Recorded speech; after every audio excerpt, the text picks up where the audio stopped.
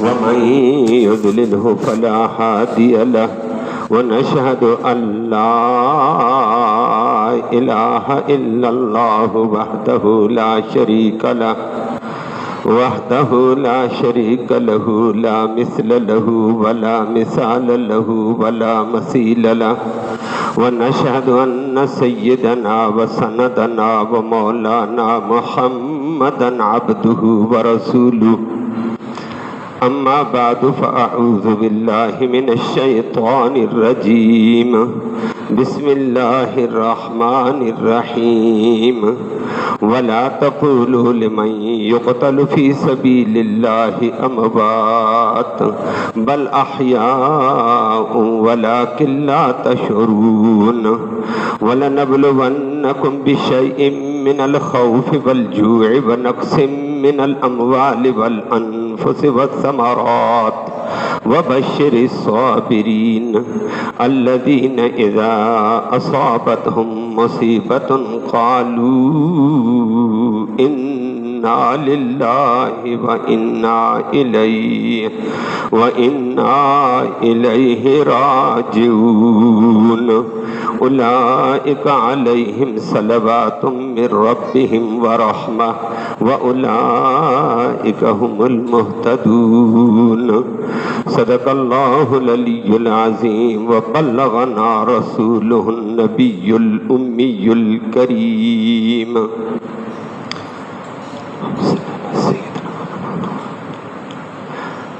قابل ست تکریم و ست تعظیم معزز سامعین کرام، قرآن مقدس کی چند آیات کریمہ تلاوت کی ہیں، لیکن انہی آیات کریمہ کی روشنی میں شہید کربلا، عظمتوں والے انسان، پیکر اخلاق، دین کے شیدائی، دین کے پاسبان محمد کریم صلی اللہ علیہ وسلم کے بلکہ ساری امت مسلمہ کے عظیم پھول سیدنا حسین بن علی رضی اللہ تعالیٰ عنہ کی یوم شہادت ہے۔ یہ جمعے کا مختصر سا وقت ہے، تفصیلی بات تو یقیناً نہیں ہو سکتی ہے، لیکن اسی سلسلے میں چند موٹی موٹی گزارشات۔ واقعہ کربلا ہو چکا ہے، لیکن اس واقعہ کربلا میں تاریخ نے دو تین رخ اختیار کیے ہیں۔ ایک طرف تاریخ غلط سلط مرتب ہو کر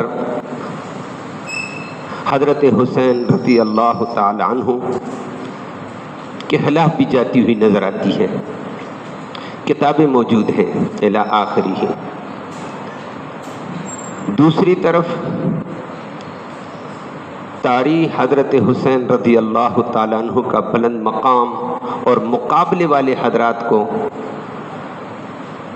والے حضرات میں امت مسلمہ کو متون، طعن و تشنیع، برا بھلا کہنا شروع کر دیتی ہے۔ لیکن علماء محققین کا درمیانہ انداز ہے، وہ کہتے ہیں پوری تاریخ پہ ہم تو اعتماد بھی نہیں کرتے، خلط ملط ہیں، لیکن اس میں چیدہ باتیں تحقیق کے طور پر سامنے موجود ہیں۔ اور پھر عظمتوں والا انسان حضرت حسین رضی اللہ تعالیٰ عنہ جس طریقے پر بھی تھے، جن لوگوں نے تھوڑا سا غلط انداز اختیار کرنے کی کہ احمد محمود عباسی ہوں، مظفر عباسی ہوں، انہوں نے ذرا غلط انداز اختیار کیا ہے، وہ حضرت حسین کی نیت نہیں تھی۔ حضرت حسین رضی اللہ تعالیٰ عنہ خلافت کے اندر خلافت کے لیے نہیں آئے تھے، حکومت کے اندر حکومت بنانے نہیں آئے تھے، اس لیے جن لوگوں نے غلط لکھا غلط ہے۔ اور حضرت حسین رضی اللہ تعالیٰ عنہ مکہ مدینہ سے چلے تھے، کوفہ والے سرکردہ طبقے نے ان کو بار بار باور کرا دیا تھا کہ کوفہ والے یزید کی بیعت توڑ چکے ہیں اور اب بیعت کے بغیر آپ کی انتظار میں بیٹھے ہوئے ہیں، آپ کے منتظر ہیں، آپ آئیں اور ہم آپ کی بیعت کرنے کو تیار ہیں، پھر ایک مضبوط جماعت بنا کر آگے پھر آپ بھی بڑھیں، ہم بھی آپ کے ساتھ بڑھیں گے۔ تو حضرت حسین اس ضمن میں آئے تھے، بغاوت کے طور پر نہیں ہے، جن لوگوں نے غلط لکھا وہ بھی غلط۔ تو حضرت حسین رضی اللہ تعالیٰ عنہ وہ 12,000 خطوط کے ساتھ آ گئے۔ عبداللہ بن عباس نے ان کو روکا راستے میں کہ آپ کہاں جا رہے ہیں خدا کا بندہ؟ آپ کوفہ کو نہیں جانتے ہیں؟ یہ غدار ہیں، یہ بے وفا ہیں، یہ آپ کے والد محترم حضرت علی کے قاتل ہیں، شہید کرنے والے ہیں، یہ آپ کے ساتھ وفا کریں گے؟ جو آپ کے والد کے ساتھ وفا نہیں کی ہے، میری بصیرت کہتی ہے یہ وفا نہیں کریں گے، یہ آپ کے ساتھ غداری کر دیں گے، یہ آپ کو غلط بلا رہے ہیں۔ ملک میں ایک خلیفہ موجود ہے، درمیان میں آپ کو بلا کر غداری کر دیں گے، آپ اس کی زد میں آ جائیں گے۔ عبداللہ بن عباس نے ان کو ایک دفعہ دوبارہ یہ کہنے لگے میں نے منصوبہ بنا لیا اور میں نے مسلم بن عقیل کو آگے بھیج دیا چچا کے بیٹے کو، لہٰذا مجھے جانا پڑے گا۔ اور مسلم بن عقیل بھی وہاں پہنچے، انہوں نے اچھی رودات دے دی تھی، بعد میں ان کے حالات بگڑ گئے، کوفہ والے اس کا ساتھ چھوڑ گئے۔ اس وقت اس نے بھی افسوس کیا، میں تو اچھی حالات رپورٹ دے چکا ہوں، ادھر سے حسین بھی بچے لے کر آ جائے گا، میں پھنس گیا ہوں وہ بھی پھنسے گا۔ تو حضرت حسین کو دوبارہ عبداللہ بن عباس ملے اور اس نے یہ کہہ دیا تھا کہ آپ جاتے ہیں، پکا ارادہ کر چکے ہیں، بات نہیں مانتے ہیں تو بچے اور عورتیں ساتھ لے کر نہ جانا، حالات سخت ہوں گے، آپ بچوں کی حفاظت کریں گے، عورتوں کی حفاظت کریں گے، مد مقابل سے لڑو گے، پریشان ہو جاؤ گے۔ گویا یہ کوفہ کی بدعنوانی، بے وفائی، غداری عیاں تھی بڑے بڑے علماء کے سامنے، لیکن حضرت حسین ان پر اعتماد، ان کے خطوط پر اعتماد کر کے آ گئے اور ان خطوط کے ساتھ چلتے ہوئے گئے۔ راستے میں فرزدق شاعر ملا، عرب کا ایک بڑا شاعر تھا، اس سے پوچھا بھائی ادھر سے آئے ہو، کیا حالات ہیں؟ اس نے کہا مختصر بتاؤں، آپ کیسے آئے؟ کہا میرے پاس اتنی خطوط ہیں، مجھے بلایا گیا۔ اس نے کہا یہ خطوط کی زبانیں آپ کے ساتھ ہیں، تلواریں آپ کے مخالف ہیں۔ وہ تو جملے میں فرزدق شاعر نے اپنا انداز اختیار کیا اور لمبا چلتے چلتے چلتے چلتے حضرت حسین 8-9 ذی الحجہ کو حرم سے نکلے، کوفہ کی طرف روانہ ہوتے ہوتے بلاخر کوفہ پہنچ گئے، اور کوفہ میں بھی برقرار نہیں چھوڑا، دجلہ اور فرات کے درمیان میں تنگ گلی کے اندر کربلا میں پہنچا دیا ان کو۔ اور وہاں پہنچنے کے ساتھ ہی اس وقت کا عمرو بن سعد فوج کا کمانڈر تھا اس علاقے کا، اور گورنر علاقے کا عبید اللہ بن زیاد تھا، ابن زیاد کے نام سے مشہور ہے، یہ بصرہ کا گورنر تھا، لیکن وہاں کوفہ میں بغاوت کا پتہ چلا تو کوفہ کے گورنر کو معزول کر کے اس کے حوالے کر دیا کہ آپ کوفہ اور بصرہ دونوں کے گورنر ہیں۔ یہ صاحبگیر آدمی تھا، اب اس نے یہاں کنٹرول سنبھالا۔ عمرو بن سعید جو فوج کا یہاں کمانڈر تھا، اس نے حضرت حسین کے قافلے کو آتے ہوئے گرفت کیا اور دعائیں کرتا رہا۔ عمرو بن سعد اچھا آدمی تھا اور کہتا ہے کہ مجھے اللہ بچائے، فوج کا کمانڈر تو میں ہوں لیکن خاندان نبوت سے میرا ٹکراؤ نہ ہو جائے، میری دنیا برباد ہو جائے گی۔ وہ کوشش کرتا تھا۔ رات کو اس نے حضرت حسین سے ملاقات کی، حضرت حسین نے اپنے آنے کی وجہ بتائی کہ میں بغاوت کے لیے نہیں آیا ہوں، میں خلافت کے اندر خلافت کے لیے نہیں آیا ہوں، یہ میں وہ باتیں کرتا ہوں جن لوگوں نے مقابلے میں حضرت حسین پر کیچڑ تھونپنے کی کوشش کی وہ غلطی پر بھی ہے کہ خلافت کے اندر یہ خلافت تلاش کرنے کیوں آیا تھا؟ نہیں، اس نے کہا میں نہیں آیا ہوں، کہا میں دعوت پر آیا ہوں، مجھے کہا یہاں خلافت ختم ہو چکی ہے۔ کہا کس نے دعوت دی آپ کو؟ اس نے کہا میرے پاس ثبوت ہیں، خطوط دکھائے۔ عمرو بن سعد کا پکا حیران، یہ کوفہ کے سرکردہ لوگوں کے خط ہیں، اور قسمیں دے دے کر کہا بلایا گیا اس نے کہا آپ کو دھوکہ لگ گیا، یہ لوگ غدار ہیں، اور یہی لوگ مسلم بن عقیل کا ساتھ چھوڑ چکے ہیں۔ مسلم بن عقیل شہید بھی ہو چکا ہے، پکڑا گیا، شہید ہو گیا ہے، آپ کیا کرو گے؟ اس نے کہا نا خیر حضرت حسین کربلا پہنچ چکے، عمرو بن سعید کے ساتھ مذاکرات ہوئے، اچھا آدمی تھا، مخلص آدمی تھا۔ حضرت حسین نے اس کو کہا پھر تین باتیں میری مانو، جس سے اندازہ ہوتا ہے معاملات حل ہوتے ہیں، لیکن کچھ ایسی قوتیں ہوتی ہیں جو معاملات حل کرنے اچھا نہیں سمجھتی ہیں، کچھ ایسی اندیکھی قوتیں ہوتی ہیں، وہ اندیکھی قوتیں پیچھے ہوتی ہیں۔ تو حضرت حسین نے ان کو کہا عمرو بن سعید میرے سامنے تین راستے ہیں، میری تین باتیں مان لو۔ ایک، میں آ گیا ہوں، پتہ چل گیا غداری ہے، بے وفائی ہے، لوگوں نے یزید کی بیعت یہاں جاری رکھی ہوئی ہے، لوگوں نے مجھے جھوٹ بولا، مجھے واپس جانے دو، میں واپس جا کر اپنی درس و تدریس کروں گا، پڑھا لوں گا۔ اور دوسری کہا کیا؟ کہا دوسری یہ ہے کہ مجھے سرحد کے اوپر جانے دو، اسلامی حکومت ہے مانتا ہوں، میں جہاد کرتے کرتے کرتے اسلامی حکومت کے تحت دین کے غلبے کے لیے جہاد کروں گا۔ الفاظ میرے سمجھ آ رہے ہیں؟ اسلامی حکومت کے تحت جہاد کروں گا۔ اسلامی حکومت کون ہے؟ یزید ہے، تو میں جہاد کرتے کرتے جان دے دوں گا، میں اس بکھیڑے میں نہیں پڑتا ہوں۔ تیسری، اگر یہ نہیں ہے تو آپ مجھے اور یزید کو آمنے سامنے کر دو، ڈائریکٹ کر دو، میں جانوں یزید جانے، میں یزید سے ملاقات کر لوں گا، اپنے آنے کا مقصد بھی بتاؤں گا، دیگر مقاصد بھی بتاؤں گا۔ عمرو بن سعید خوش ہوا، عمرو بن سعد بڑا خوش ہوا کہ جان میری بچ گئی ہے، میرے ہاتھ رنگین ہونے سے بچ جائیں گے۔ ابن زیاد کو ملا گورنر کو کہ جناب یہ حدود، اس نے کہا چھوڑو میں ایک بھی نہیں مانتا ہوں۔ آیا کیوں ہے؟ اندیدن قوتیں ہوتی ہیں، اندیکھی قوتیں ہوتی ہیں، شاطر آیا کیوں نہیں مانتے ہیں؟ گہرا تنگ کر دیا جائے۔ حالات بگڑتے چلے گئے، مذاکرات بے نتیجہ ہو گئے۔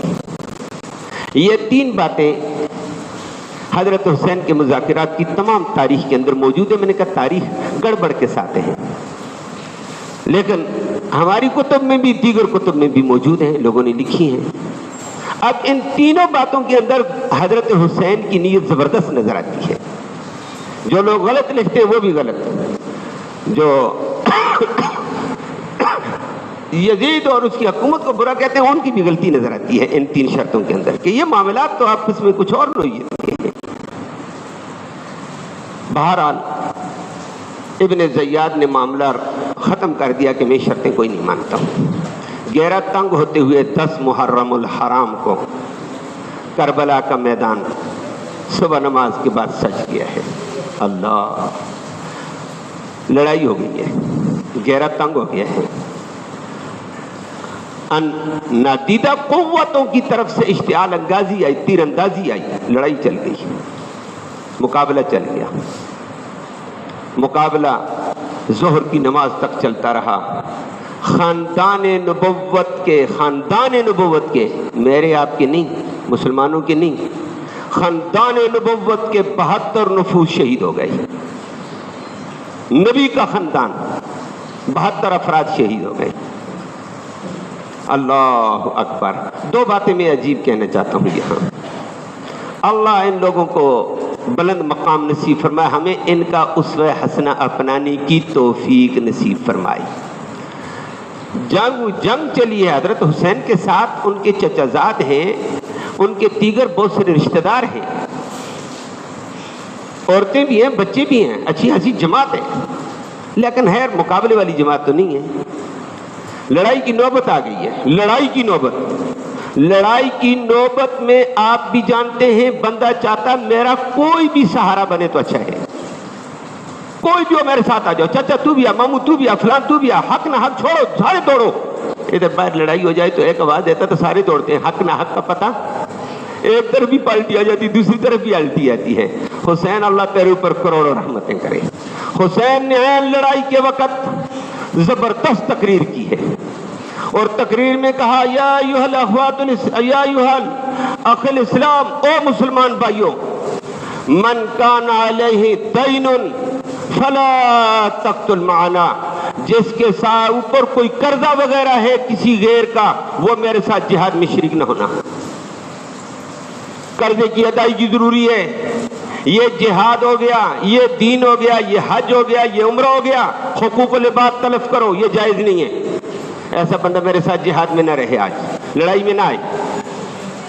ہاں مجھے وہ ضمانت دے دے کہ میری قرضے کی ادائیگی فلاں بندہ اٹھائے گا تو پھر میرے ساتھ آ جائے۔ حقوق اللہ سے پہلے حقوق العباد کی ادائیگی ضروری ہے۔ واہ حسین تیرا کیا کردار تھا۔ ایک بندہ کھڑا ہو گیا، اس کی بیوی بھی تھی ساتھ، اس نے کہا جی میرے اوپر قرضہ ہے، لیکن فامراتی ضمانت علی، میری بیوی اس قرضے کے اوپر ضمانت دے رہی ہے، میں ادا کروں گی، فکر نہ کر، میدان میں اتر۔ میری بیوی ضمانت دے چکی ہے کہ قرضہ جانے میں جانوں، میں ادا کروں گی۔ حضرت حسین بھی کمال کا آدمی تھا، یہ رشد و ہدایت کا، یہ دین کا مقتدا تھا، یہ ایسے ہی نہیں تھا نتھو خیرہ۔ اس نے آگے سے کمال انداز اختیار کر کے کہا ہے ان المرأۃ ضمانت، عورت ضمانت دیتی ہے، عورت کی ضمانت معتبر نہیں ہوتی ہے۔ قرضہ تیرے اوپر لازم ہے، جاؤ پہلے مخلوق خدا کا حق ادا کرو، لوگوں کا حق نہ مارو، لوگوں کا حق نہ چھینو، لوگوں کے دلوں کو زخمی نہ کر، پہلے لوگوں کا قرضہ دے، ان کے دلوں کو خوش کر، ان کا حق دے دو، میرے ساتھ نہ آنا جہاد میں۔ کمال کا انداز ہے یہ اسوہ حسنہ۔ آج حسین حسین حسین ہم کریں اور یہ ہمارے اندر ہے۔ میں اپنے مسلمانوں کو بھی کہتا ہوں، ملنگ کو بھی یہی بات ہے، یا حسین کے نعرے لگاتا ہے، دوسروں کا حق تلف کرتا ہے۔ ساری بجلی چوری کی ہوتی ہے، سارا پاکستان جام کر کے خربوں مال تباہ ہو جاتا ہے، سیکورٹی کے اوپر فوج اور پولیس لگ کر خربوں مال حکومت اسلامیہ کا عوام کا ضائع ہو چکا ہے، وہ عوام کے اندر سے ٹیکسوں کی صورت میں نکالا جاتا ہے۔ یہ قوم پر اتنے ظلم کیوں؟ اللہ، یہ حسین تو کہتا ہے حق کسی کا نہ مارنا، حق مارنے والا میرا ساتھ نہیں دے گا، میرے ساتھ نہیں چل سکتا ہے۔ اللہ ایسا کردار ہمیں نصیب فرمائے۔ یہ کیا درس دے رہا ہے؟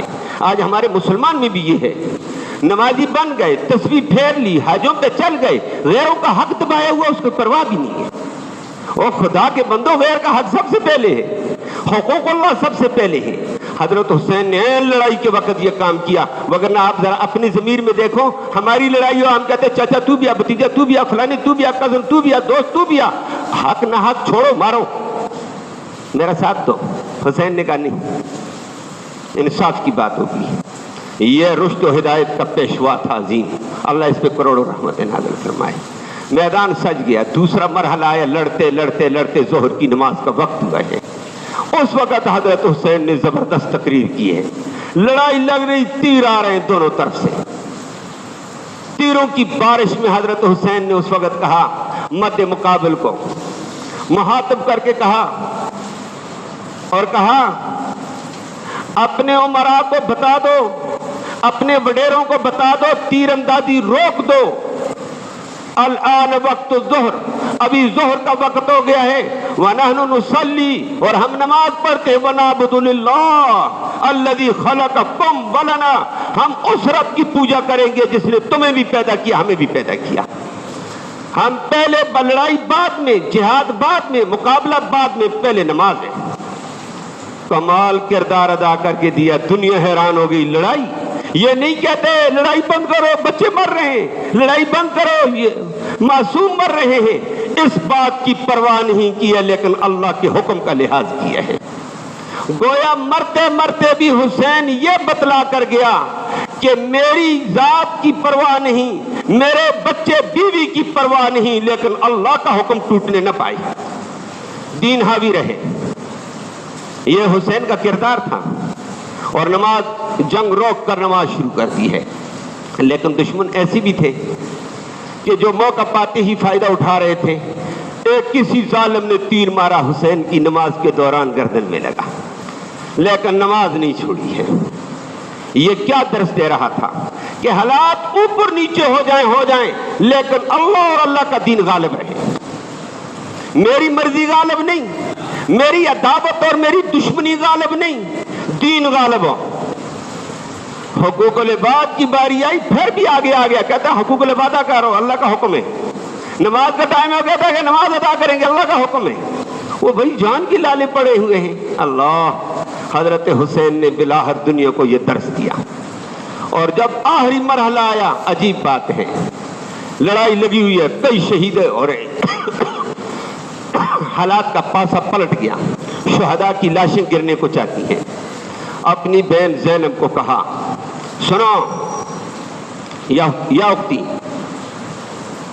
اصبری، صبر کرنا، واتق اللہ، ہر حال میں اللہ سے ڈر کر زندگی گزارنی ہے، اللہ کا حکم ٹوٹنے نہ پائے کسی طرح بھی، واتق اللہ وتعزی للہ، اور اگر ہمارے اوپر مصائب آ گئے، ہم مارے جائیں، ہم شہید ہو جائیں، تو یاد رکھنا اللہ کے لیے صبر کرنا۔ تعزیہ، اپنے آپ کو بھی صبر کی تلقین کرنا دل کو، اور اپنے ساتھ بچے اور عورتیں ہوں گے ان کو بھی صبر کی تلقین کرنا۔ پھر اگلی بات کہی، میرے سارے ساتھیوں کو کہا، سنو ان الارض لا یبقا، یہ زمین والے باقی نہیں بچیں گے، وان السماء لا یبقون، آسمان والے بھی باقی نہیں بچیں گے، ویبقا وجہ ربک ذو الجلال والاکرام، بچنے والی ذات ایک اللہ کی ہے، کوئی بھی نہیں بچے گا۔ آج اگر میں مارا گیا تو کیا ہو گیا، اور بچے مارے گئے تو کیا ہو گیا؟ بہن صبر کا دامن تھامنا، مرنا ہے ہی ہے، فنا ہے ہی ہے، آسمان والوں کے لیے فنا ہے، زمین والوں کے لیے بھی فنا ہے، کل کائنات کل شیء خالق الا وجہ، ہر چیز فنا ہونے والی ہے، مفوت ہونے والی، اللہ کی ذات بچے گی۔ اور اگر ہم شہید ہو جائیں تو فرمایا ہمارے اوپر پھر ایسے نوحہ ولا تنوحی علینا، ہمارے اوپر نوحہ نہ کرنا۔ نوحہ جانتے ہیں، یہ سارے نوحہ کر رہے ہیں، کہتے ہیں ہم حسین کے ہیں، فرمایا نوحہ نہ کرنا، میرے نبی نے نوحے سے منع کیا۔ ولا تضربی صدرہ، اور اپنے سینوں کو نہ مارنا، ولا تضربی الخمر، چیرے چہرے نہ پیٹنا، یہ ناجائز ہے۔ فرمایا صبر کا دامن ہاتھ لینا اور دین کو قائم رکھتے ہوئے چلنا ہے آپ نے۔ واہ حسین، اللہ تیرے اوپر کروڑوں رحمت نازل۔ حالات کیسے، تلقین کیسی کر رہا ہے، عورتوں کو تلقین کر رہا ہے، موت سامنے نظر آ رہی ہے، لیکن کہتا ہے بین صبر کا تھامن نہیں، اللہ کا دین غالب رکھنا ہے، دین کا کوئی حکم نہ چھوٹنے پائے۔ اللہ اکبر۔ اس جنگ میں بین کو عجیب قسم کی یہ وصیت کر کے چلا گیا، یہ ماتم نہیں ہے، حضرت حسین بھی شہید ہو گئے، 72 نفوس قدسیہ شہید ہوئے ہیں، ایک حسین شہید نہیں ہوا ہے۔ اللہ اکبر۔ حضرت علی کا ایک بیٹا حسین تھا، وہ شہید ہوا، دوسرا حسن پہلے فوت ہو گیا، اور یہاں بہن کو یہی کہا جملہ بول کر کے، بہن میری بات سن، ان ابی خیر و امی خیر، میرا والد بہتر تھا، میری ماں بہت بہتر تھی، میرا خاندان بہتر تھا، وَأَنَّهُمْ يَمُوتُونَ، وہ سارے فوت ہو گئے، وَأَنَا أُمِيتُ، میں بھی فوت ہو جاؤں گا، تو میں دین کے راستے میں جاؤں گا، پریشانی والی بات نہیں ہے، آپ نے پریشان نہیں ہونا، ماتم میں نے جانا، میرا باپ مجھ سے اچھا تھا وہ باقی نہیں رہا، میرا نانا اتنا اچھا تھا سید الانبیاء وہ باقی نہیں رہا، باقی بچے گا کون؟ فرمایا جو دنیا پہ موت آنی ہے صبر کا دامن تھامنا۔ کمال کا درس دیا اس عظیم انسان نے، اور یہ کمال کا درس دینے کے بعد جام شہادت تو نوش کیا۔ یہ میں نے کہا میں موٹی موٹی باتیں عرض کرنا، جام شہادت میں ایک حسین نہیں، علی کے 9 بیٹے شہید ہوئے۔ کتنے؟ علی کے علی المرتضیٰ کے 9 بیٹے شہید ہوئے ہیں۔ فاطمہ کے بطن سے 3 بیٹے تھے، ایک حضرت حسین وہ پہلے کوفہ والوں نے ہی زہر دے کر شہید کر دیا تھا، بڑا بھائی تھا۔ حسین کا آج کربلا میں وقت آیا ہوا ہے، شہید ہو گیا۔ محسن بچپن میں فوت ہو گیا، حضرت فاطمہ کا بچہ۔ یہ حضرت فاطمہ کے 3 بچے تھے، باقی حضرت علی کے فاطمہ کے علاوہ بیویوں کے بچے تھے۔ وہ بچے حسین کے علاوہ حسین کے سمیت علی کے 9 بیٹوں نے جام شہادت نوش کیا ہے۔ کتنے؟ کمال کا نہیں علی کا خاندان بیچارہ لٹا جا رہا ہے۔ تو یہ عظمت والے لوگ تھے۔ حضرت حسین کے ساتھ حسین کا دوسرا بھائی تھا، حضرت حسین کا دوسرا بھائی عبید اللہ بن علی، یہ بھی شہید ہوا۔ عبداللہ بن علی یہ بھی شہید، 3۔ चौथा भाई हजरत अबू बकर बिन अली। कौन? ये भी हुसैन का भाई था, अली का बेटा है। उमर बिन अली पांचवा, ये भी अली का बेटा, ये भी शहीद हुआ। उस्मान बिन अली छठा, ये भी शहीद हुआ। बात समझ आ रही है? अबू बकर भी अली का बेटा, उमर भी अली का बेटा, उस्मान भी अली का बेटा, और फिर जाफर बिन अली, ये भी अली का बेटा। अकबर बिन अली, ये भी अली का बेटा। अब्बास बिन अली, ये भी अली का बेटा। 9 बेटे अली के शहीद हुए हैं। कितने? 9। लेकिन इनका नाम तुम कम सुनोगे। क्यों? वावेला बहुत किया जाता। अगर ये कह दिया जाए कि अली का बेटा अबू बकर है तो आपके दिमाग में भी कुछ आना चाहिए। सिर्फ मलंग की मलंगियत से सुन मत हुआ करो, कुरान और हदीस को देखना होगा। दिमाग इतना तो काम करे, अली का बेटा अबू बकर है, अली का बेटा उमर शहीद हुआ तो करबला में नाम क्यों नहीं लेते? और उस्मान बिन अली, अली का बेटा शहीद हुआ, नाम क्यों नहीं लेते? ये नाम लिया किसी के दिमाग में आ जाएगा कि अली कैसा आदमी था, ये अपने बेटे का नाम अबू बकर के ऊपर रख रहा है। और समझ आ रही है? समझ आ रही है? मालूम होता है इसको अबू बकर के साथ गहरी मोहब्बत थी, अकीदत थी। अबू बकर को अपना इमाम मानता था, अपना मुक्तदा मानता था, अपनी नमाजों का पेशवा इमाम मानता था। अली का बेटा हुआ, अली ने खुशी के साथ उसका नाम अबू बकर रखा, खुशी का इजहार किया। यही अबू बकर शहीद हो रहा है। दूसरा बेटा हुआ, उसका नाम उमर रखा, जिससे पता चलता अली अपने बेटे का नाम उमर रखता। मालूम होता है अली को उमर से गहरी मोहब्बत थी, अकीदत थी, खुशी थी। बच्चे का नाम आदमी किसी वजह से निस्बत से रखता है। उस्मान का नाम तीसरे बच्चे का नाम आया, अल्लाह ने बेटा दिया, कहा ये उस्मान बिन अली है। मालूम होता है उस्मान से भी इसकी गहरी मोहब्बत। तो अली से पहले 3 खलीफा थे, तीनों खलीफों के नाम पे अली ने अपने बच्चों का नाम रखा है। अली को तीनों खलीफों से मोहब्बत, अली तीनों को अपना खलीफा मानता, अली तीनों को अपना पेशवा मानता, अली तीनों को अपना मुक्तदा मानता था, अपनी मोहब्बत का इजहार करता था। लेकिन ये नाम जिक्र नहीं किए जाते हैं, और बल्कि उल्टा जिक्र किया जाता है। अबू बकर ने तो ये कर दिया, उस्मान ने ये कर दिया, उमर ने गस्ब कर दिया था, जायदाद ही गस्ब हो गई थी। फिर अली शेर खुदा, वो अलग एक मौजू है। तो ये 9 बेटे हजरत अली के शहीद हुए। हजरत हुसैन का भी बेटा था अबू बकर, हुसैन ने भी अपने बच्चे का नाम अबू बकर रखा, कहा मेरे भाई का नाम है भी अबू बकर, और आगे बढ़ते हुए जाकर इसका नाम भी अबू बकर रखा। उनका बेटा अबू बकर भी इसी मार्के में शहीद हुआ। अली अकबर वो भी शहीद हुआ, हुसैन का बेटा था। उमर हुसैन का बेटा शहीद हुआ है। ये खानदान नबुव्वत के 72 नफूस कुदसिया पाक लोग शहीद हुए हैं। बड़ा मार का सर हुआ है। और लेकिन हजरत हुसैन ने जाम शहादत नोश करते करते, दीन नाफज करते हुए बहन को वसीयत, खानदान को वसीयत की है कि सब्र करना, तकवा इख्तियार करना, और अपने आप को भी सब्र दिलाना, खानदान को भी सब्र दिलाना। लेकिन मातम जानते हैं हमारी शरीयत में नाजायज है। वो अल्लाह के नबी की हदीसें मुतअद्दिद है, बेशुमार हदीसें। हुसैन बहुत बड़ा आलम था, हजरत ज़ैनब बहुत बड़ी आलमा थी, मामूली लोग नहीं थे। इसलिए कहा यह काम न करना बहन, दीन गालिब रहे। मरते मरते दीन को गालिब करके जा रहा हो हुसैन, तेरे ऊपर रब की करोड़ों रहमतें हों, वरना मुश्किल हालात में आदमी भूल जाता है सब कुछ। ये दीन को लेकर जाता है। न नमाज जानी दी, न हुकूकुल्लाह तलफ होने दिए, इसने कर्जे का लिहाज करके गया और बहन को सब्र दिला कर गया। बहन बहन ही है, औरतें औरतें होती हैं, लेकिन फरमाया सब्र का दामन थामना होगा। और वो अल्लाह के नबी ने फरमाया मन ज़रबल हुदूद, जो फौतगी के वक़्त, गमी के वक़्त, मुसीबत भी आ जाती है, हादसा हो गया, एक्सीडेंट हो गया, फला हाय मर गई, फरमाया जो चेहरे को मारेगा वो शक्ल जुयूब, गुरबान फाड़ दे, हाय ये हो गया, सीना को भी करे, वह हलक शार, बालों को नोचे, फरमाया फले समिन्ना, ये मेरी उम्मत में से ही नहीं है। یہ اللہ کے نبی نے فرمایا ہوا ہے یہ ماتم. اور فرمایا نوحہ جو کرتا ہے میت پر ہائے فلاں تو شہید ہو گیا, ہائے فلاں تو فوت ہو گیا, ہائے مرے گئے ہیں, ہائے فلاں ہائے فلاں. اللہ کے نبی نے فرمایا یہ میری امت میں سے نہیں ہے. یہ متعدد روایتیں, ایک روایت نہیں ہے. اسی لیے حضرت حسین نے بہن کو کہا ایسی حرکت نہ کرنا, اور نہیں کی ہے.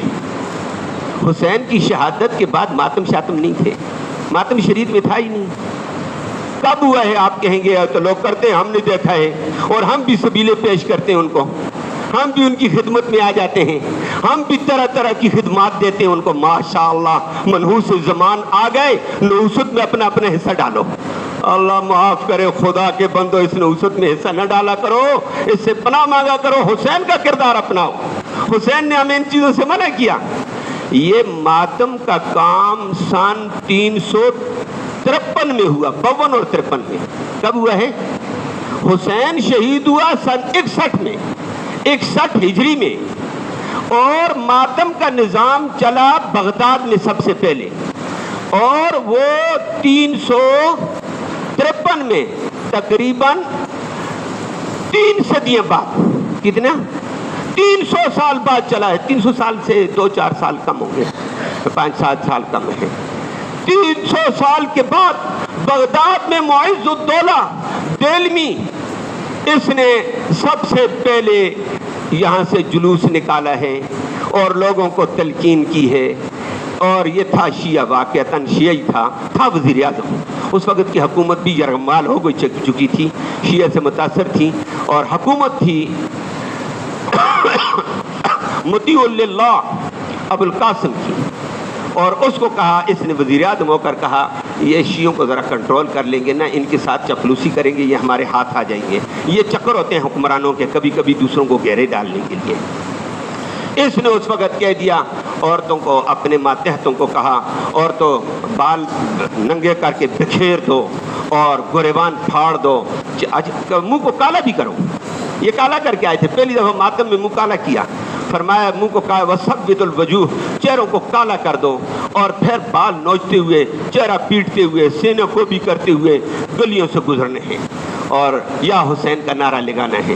سب سے پہلے پاگل باقاعدہ ماتم کی شکل وہاں سے شروع ہوئی ہے. وگرنہ کربلا کے بعد جنہوں نے حسین کے ساتھ بے وفائی کی تھی وہ بھی سامنے آئے. حضرت زینب نے ان کو بددعا دے دی تھی, انہوں نے کہا اے حسین مارا گیا ہائے. اس نے کہا تمہاری یہ ہائے ہائے قیامت تک ہوتی رہے ظالموں, تم نے ہمیں بلا کر غداری کر دی ہے.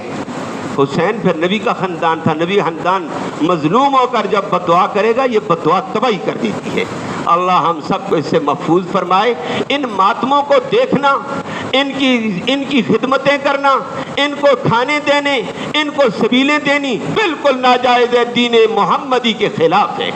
دین محمدی صبر کی تلقین کا کہتا, جیسے حضرت حسین نے کہا وہ کردار اپنانا چاہیے. لیکن ہمیں سنیے پہ افسوس ہوتا ہے کہ وہ ملنگ تڑنگ ابو بکر اور عمر کو گالیاں دیتے نظر آتے ہیں, اور یہ ان کو سبیلے پیش کرتا ہوا نظر آتا ہے, یہ ان کو نذرانے پیش کرتا ہوا نظر آتا ہے. اللہ ہم سب کو ہدایت دے دے اور سچے دین کا سچا پیروکار بنائے.